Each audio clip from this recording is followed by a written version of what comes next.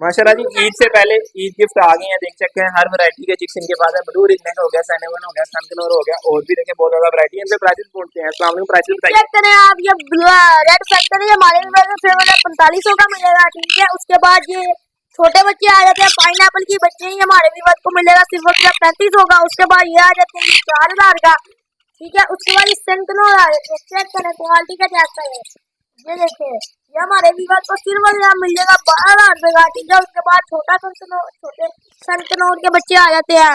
छोटे सनकनोर नहीं है वैसे, ये एज में बड़े हैं, वो छोटे हैं। ये हमारे विवाद को सिर्फ मिलेगा 10,000 रुपए का बच्चा। उसके बाद आता है ब्लू रिंग नेट का बच्चा। चेक करें क्वालिटी, चेक करें आप। ठीक है, ये हमारे विवाद को सिर्फ